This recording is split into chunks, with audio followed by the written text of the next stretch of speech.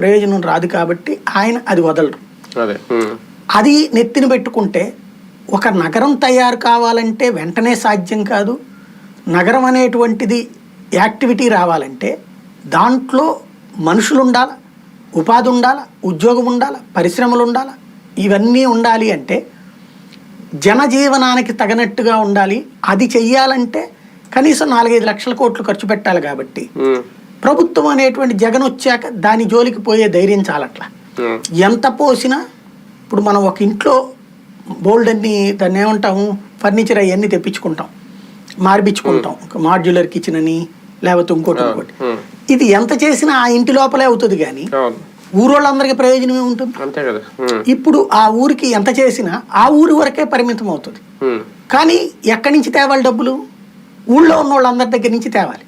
ఊళ్ళో వాళ్ళందరూ కట్టినటువంటి కట్టిన పన్నులు తీసుకెళ్ళి అక్కడ పోస్తే సాధ్యం కాదు. పైగా చిన్నపాటి అభివృద్ధే కనబడుతుంది. లైక్ ఇప్పుడు మనకి విజయవాడ గుంటూరు మధ్యలో ఏమున్నాయి?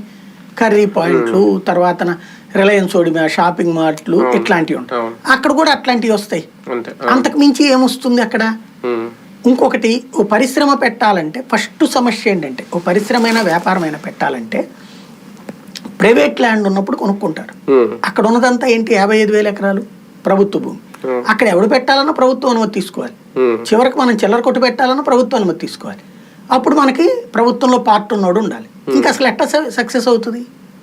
రెండవ పాయింట్, అక్కడ పెట్టుబడి పెట్టేటటువంటి వాడు ఇంకా లేదు, ఒక ఇండస్ట్రీ పెట్టాలనుకున్నాడు. ఇప్పుడు ఈ లెక్క చూసుకున్నప్పుడు కేంద్ర ప్రభుత్వానికి 4 కోట్లు అడిగాం ఎకరాకి.